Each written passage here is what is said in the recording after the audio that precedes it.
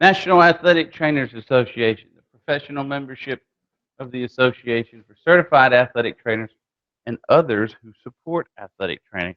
They've got a few different levels. You can be a certified member, an associate member, a retired member. You can be a student member, and etc. First meeting was in 1950 in Kansas City. I brought that up yesterday, so if you would have reviewed your notes last night, you'd have said, ah, that's twice I've heard that. Now this is thrice. Bobby Gunn, he was a really cool guy. He was the first president of the NATA. Actually, a Houstonian.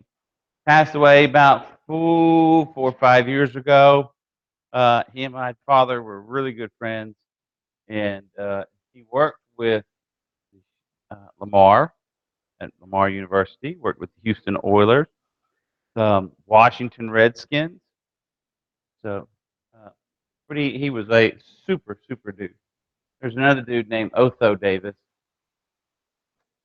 He was a pretty cool cat. In 1971, he became the executive director of the NATA. When he took over, the NATA had a total amount of assets of about $2,500. In 1990 or so, when he finally said, I'm stepping down, I've had enough. So in about 20 years, they had over $2 million in assets. So he was the first one to negotiate a seven-figure deal with Gatorade and the NATA, which was a funny story. He was sitting there talking to the Gatorade guy, and the Gatorade guy's him hawing around. This was at a convention in San Antonio.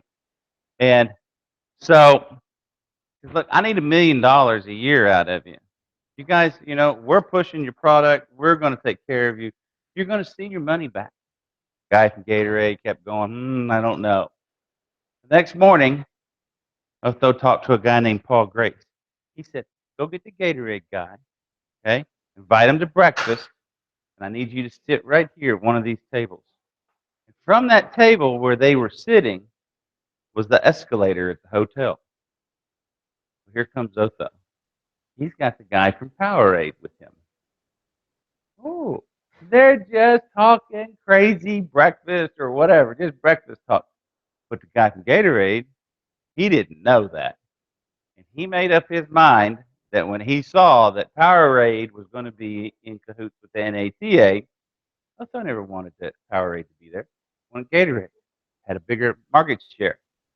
He knew that they would be around. But huh? Pretty good businessman. So,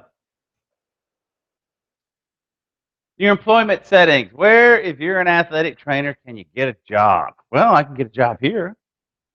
I can get a job over there. I think it's there. That's north. That would be east. So that would be that way. Get a job that way over at Magnolia High. All right. So public schools and private schools. Private schools, Concordia Lutheran. Now, you're going to find out that private schools probably don't pay as well as public schools. They're trying to save their money because they don't get tax money to run their schools. Professional teams. There's actually women who have broken through and worked for NFL teams. The first one worked for the Pittsburgh Steelers. She's now the head athletic trainer for football at Oregon State. When they rehired in Pittsburgh, they hired another woman. Yes. 4 years ago or so, the two athletic trainers that were on staff for the Los Angeles Dodgers were both women. One of them went back to being a physical therapist back in Arizona. I think the second one is still there. I think she is.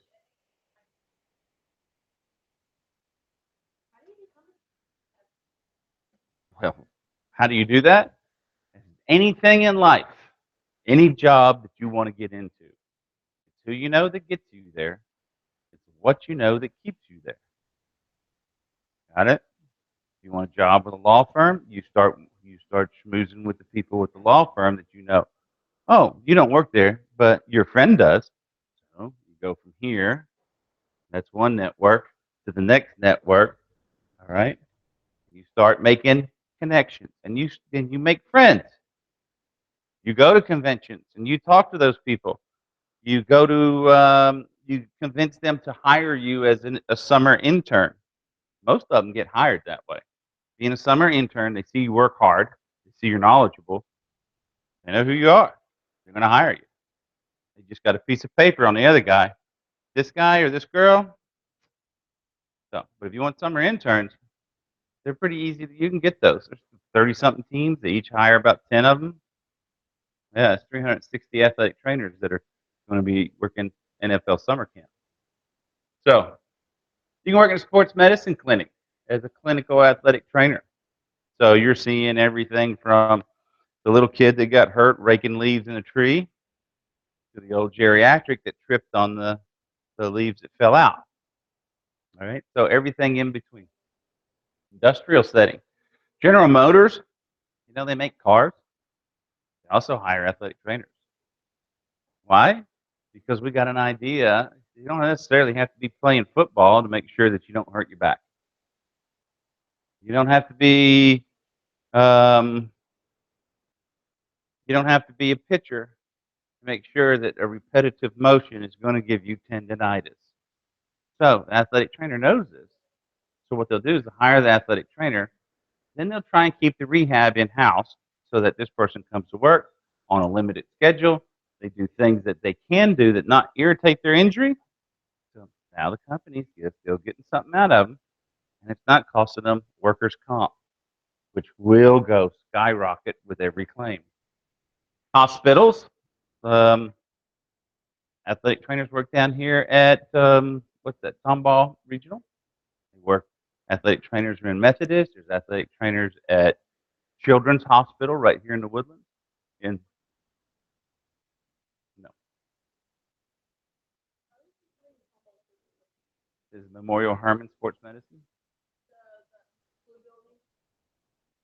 Blue Building. It's probably a doctor's office.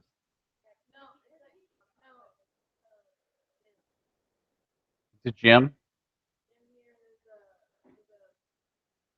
I don't know. Haven't been there. Don't know what they have in it. You work in a health and fitness center, which might be what you're talking about. Guy I hired in Wiley, he actually worked at 24-hour fitness before. Because you know the muscles. You know what it takes to not get hurt. You know how muscles work, how they hypertrophy and how they atrophy.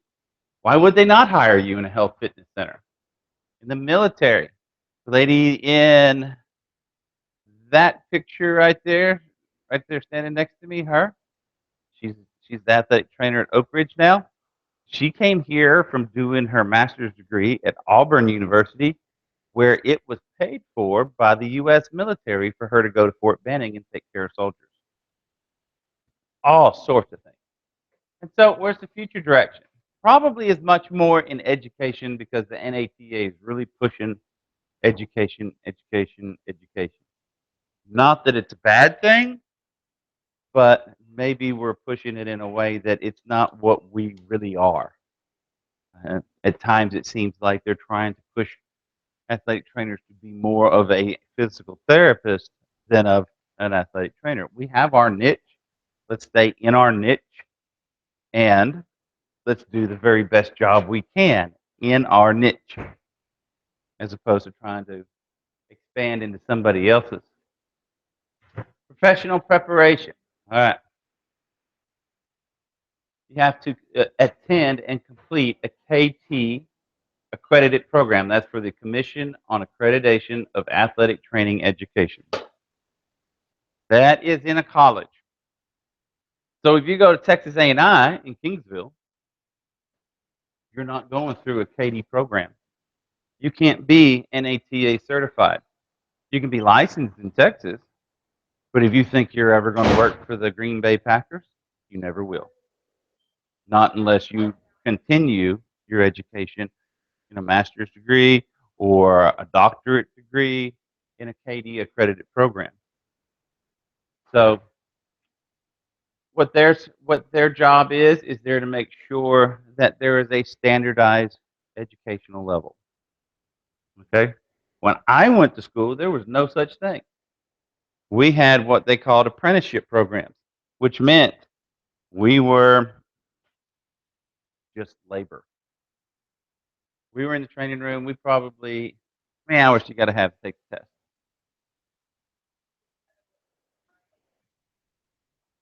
1,200. I think at that time ours was at least 1,800.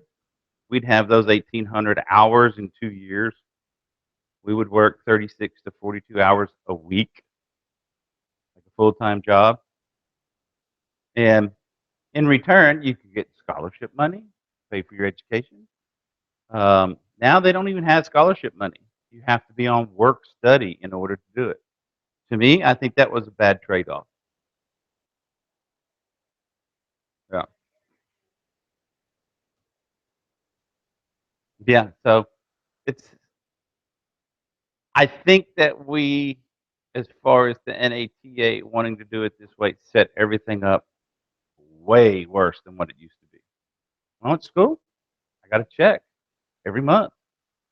They paid me. They paid the tuition for me to work in the training room. They paid for my room. They paid for my board, your meals, and they paid for my books. I went to school and I took their money and I paid the rent with it and I paid the gas bill with it and I paid because we lived, in the not, shady part of town. But they can't do that anymore, and they won't. And now it makes it to where athletic trainers, when they get out, they're burdened with a huge debt. Yeah, she's not the only one. So, obtain professional membership, such as in the NATA. If you're going to be young and get into it, get to know those people. You're going to know people who are going to hire you by meeting them at the conventions. Send them a letter. It was great to meet you at the convention. I'm sure I have followed your career and have seen and have been inspired to greatness. Fill them full of fluff because they'll remember you. And then when it's time for you to get a job, you might not want to work with this one. You might want to work with that one, but they're buddies. So then you send this one and you say, I met you at such and such. You've kept that relationship up. I got a reference. Okay.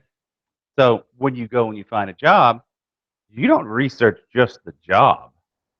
You research the people you'll be working with. Where'd they go to school?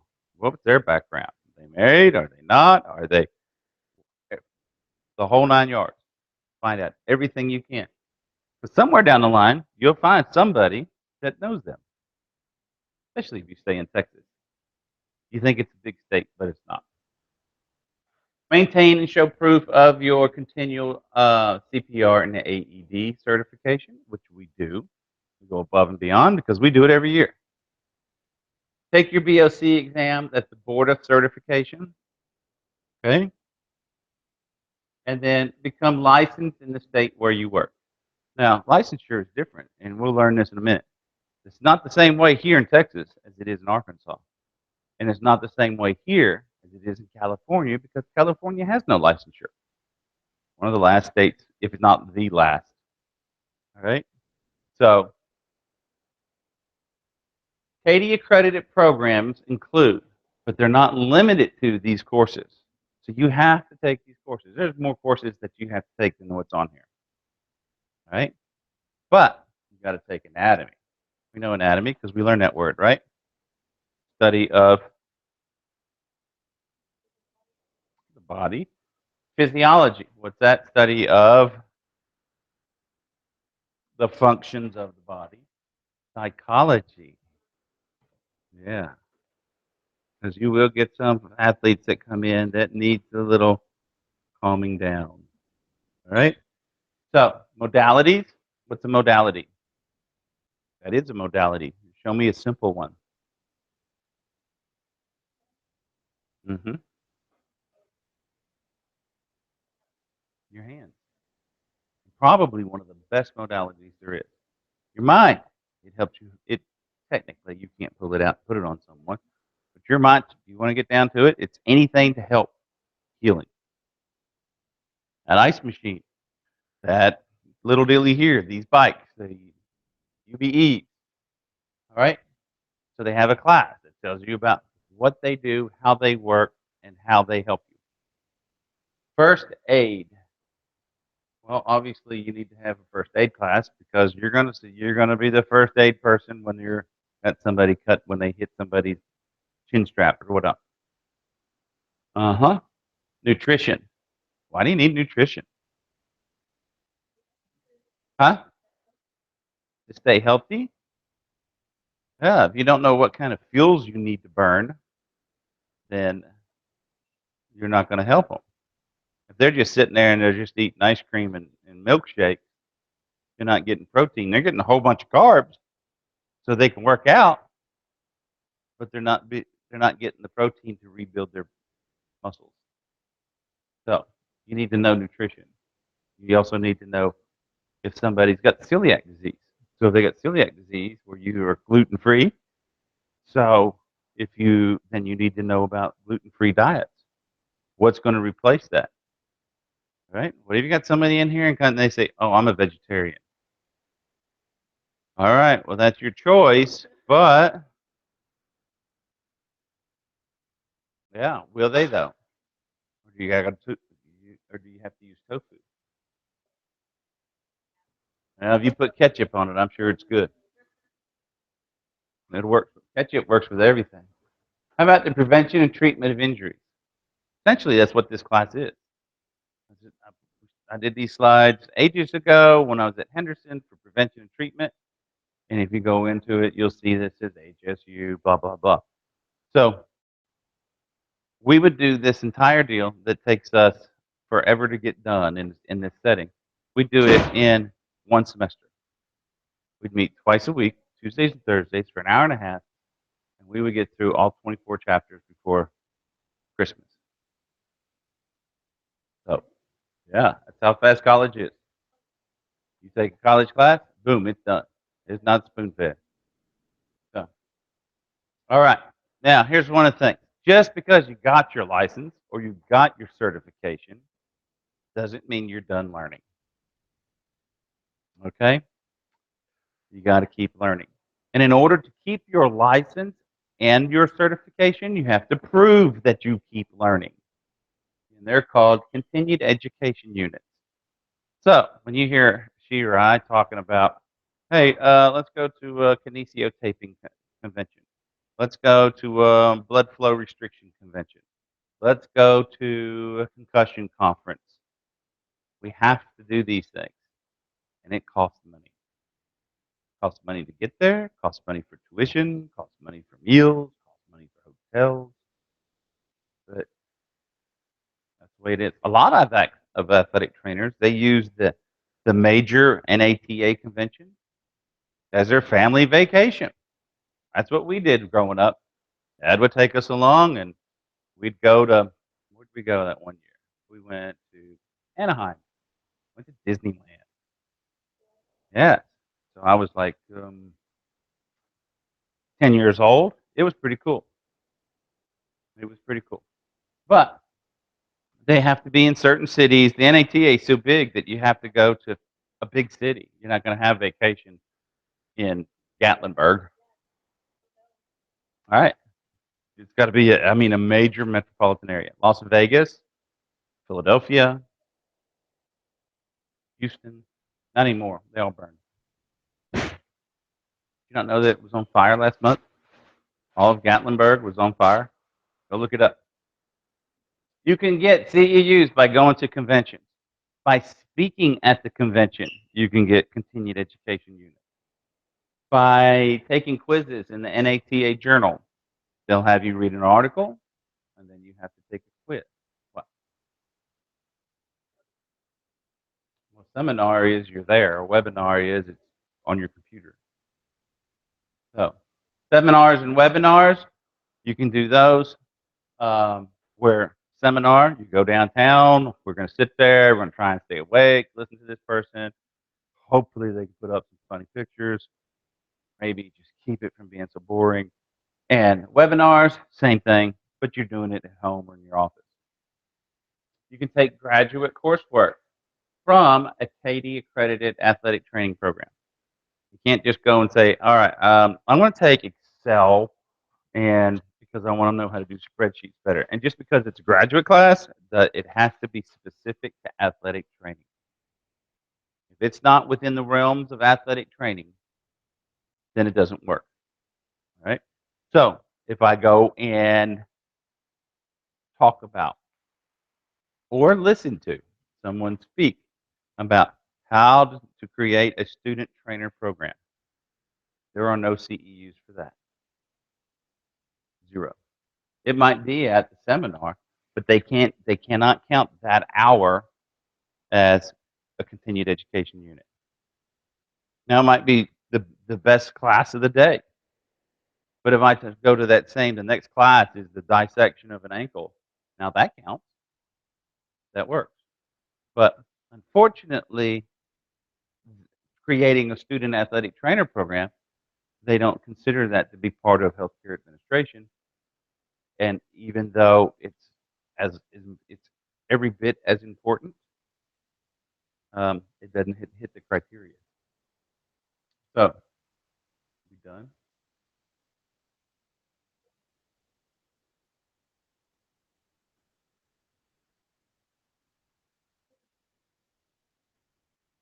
Oh yeah, there it is.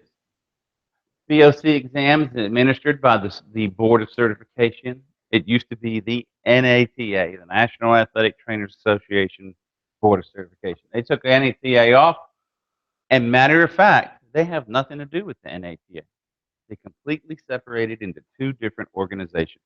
We are the BOC. We understand that we work with the NATA, but we are not the NATA. So it's pretty nifty. You can be certified and not be a member of the NATA now. All right? You'll pay a fee to keep your certification to the BOC, but you're not paying $260 of what the normal fees are if you just go through the NATA. The NATA takes like 150 of it. And then the district. Remember we talked about districts? The 10 districts? The district, it takes a certain amount of money. And remember we said smaller, it goes to the state. They take a chunk of the pie. And finally, only about $30 goes to the BOC. In 2007, the exam had three parts, including an oral, practical, and written, and it was that way for ages. The practical, the written exam was really a different kind of test. It was really weird. All right, so you would sit there and you would read this book. And in the book, they gave you a magic marker, and it was magic. It really was. And it says, all right, you're on a road trip and you're 500 miles away from your home campus, working a football game. Your athlete comes over and these are his symptoms. What do you do next? And so you'll have 5 or 6 choices. Tell him to get back out there. If you undo that, it might say player dies on a 30-yard line. If you say continue with evaluation, all right, that might not be the perfect answer, but it's not a wrong answer. So you don't get points taken off, but you don't get points put on. All right, and then once you answer it, then it says perfect, good thought. Continue on to the next part, and then okay, athlete now says that his stomach hurts. What do you do now? Um, Go across the field, ask for the team doctor, do this, do that. That was the written. It was a pretty tough test. The oral part, as far as I thought it was pretty easy. All right, um, and so was the practical. Now there's a computer-based test. You'll have a window when you can open it. You go to a learning center and you take this. You just take a test. That's it. No more meeting people. No more having to dress up. No more showing up at some weird location that you took 3 hours to find and you drove by it. Or like my friend did when he actually went on the wrong day. Yeah, he went a week early. Yeah. It's 175 questions and drag and drop, multiple guess, fill in the blank, your best choice, scenarios, etc. And you got to complete the entry level athletic training education program accredited by Katie sit for the exam. Probably only one exemption, and that is if you're an old man like me and you were certified and you said, I'm tired of paying this much money, I'm never leaving Texas, and I let it drop, they will try to make sure you come back and take it again. That might be your job, to teach me how to take this test. Cool. So the states, every state, you got 50 states. So you know there's the 10th Amendment, right? What's the 10th Amendment of the Constitution?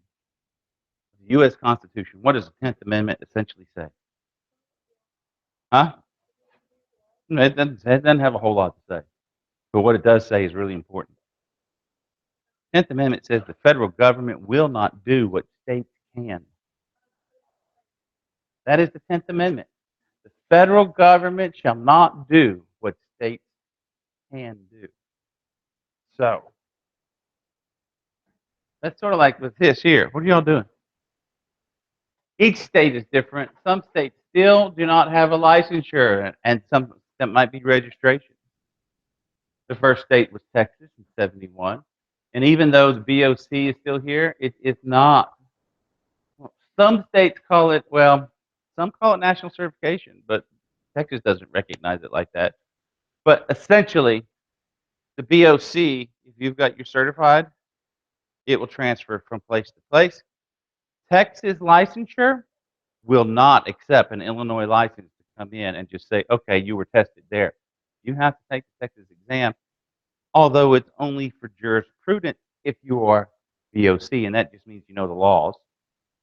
But otherwise, you have to take the entire, if you're not certified, you have to take the entire exam. Some states require certifications to be licensed. Texas does not. Research the laws that the places that you want to work and know it.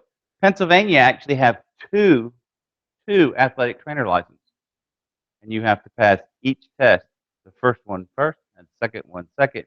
The first one, if you pass, you cannot use modalities. You cannot use ultrasound or STEM. You must go back and pass the second one in order to use those modalities.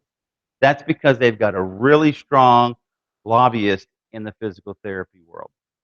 So you're fighting physical therapists, chiropractors, etc., to make sure that you can still do your job, and they're saying don't infringe on ours. I'm not going to look at this here, but you can look at that online to show you. Huh? Yeah, if you want to spend that money, it costs you a fortune.